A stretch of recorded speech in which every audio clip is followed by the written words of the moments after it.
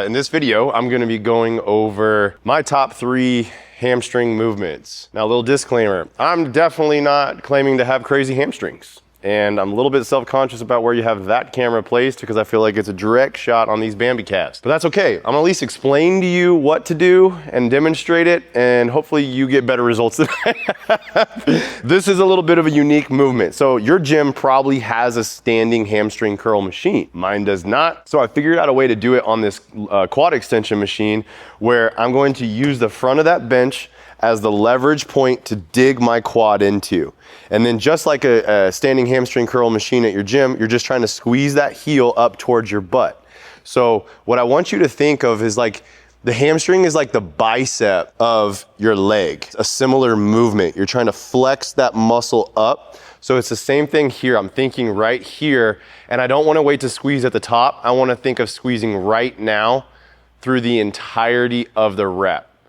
So it's squeeze, squeeze, squeeze, control it down, resist it down. We're working on the way down, just like we would with a bicep curl. Squeeze up, and we want to control it down. So we squeeze like this, and then obviously we'll go to the other side. Most of the time, like if you're doing on a legitimate standing hamstring curl machine instead of this janky version that I've come up with, regardless, there's usually a pad in front of you, and you need to keep that quad pushed into that pad.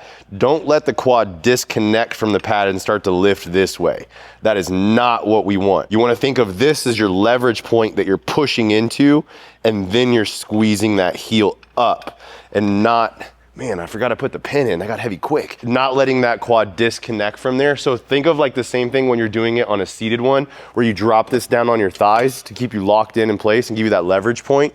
Same principle. It's just now it's in front of you, and we got to keep that against there. For me, I actually get a better mind-muscle connection when I'm doing them standing than I do in a seated hamstring curl. This obviously is only working the hamstring because it's an isolation exercise.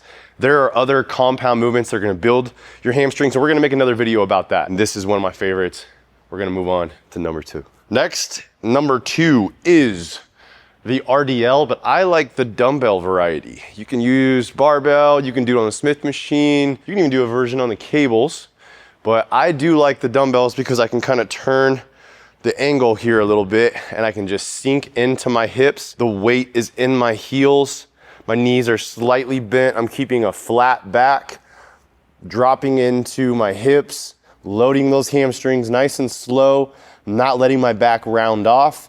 And then I'm thinking of intentionally squeezing up with my hamstrings. I gotta give credit where it's due. I learned this one from Kai Green. Old video of his. I mean, probably 10 years. He would talk about when he does his RDLs, that he thinks of like his heels are like screwed into the ground. And as he comes down, he's trying to like push his heels away from each other because it opens his hamstrings more. And then as he comes up, he thinks of like trying to bring them towards each other to squeeze. Yeah, I got a little shake out of that. That's good. So sink into those hips, stretch, stretch, stretch, stretch, stretch, and be intentional of squeezing from the bottom. Don't wait till the top. The more you slow these down, the more intense it's going to be. So I used to kind of get carried away wanting to use really heavy weight for these. And if I'm doing a straight bar, I'll still load it up pretty good. But with dumbbells, I would rather really slow down the movement, get more time under tension, better control, better mind-muscle connection, slow it down and roast them up. You'll see what I mean. Because if you start getting that shake like that, that's a good thing. A little twerk. Chopper coming in. So we're gonna have to finish this up. Number 3 is a version of the Bulgarians. And before in the comments, you start roasting it's a compound, go ahead and do that because that'll boost the algorithm and we need more views. So argue away. But what I'm going to do specifically here is a portion of the Bulgarian. So I'm gonna take a little bit wider stance than I normally would so I can sit in my heel even more and keep my weight back even more. And then what I'm gonna do is instead of coming up all the way out of the rep to the top, I'm gonna stay here in the bottom. Too much? Well, what are you gonna do? As I was saying before we were rudely interrupted, we're gonna drop into the bottom of this rep. I'm gonna keep my weight back, load the heel, and I'm only coming up halfway. So I'm thinking that trigger is my glute tie-in, right where your butt cheek meets the back of your thigh. I'm squeezing from there. I'm keeping that tension on there at all times. And if you're already writing on that keyboard, keep writing because we need the engagement.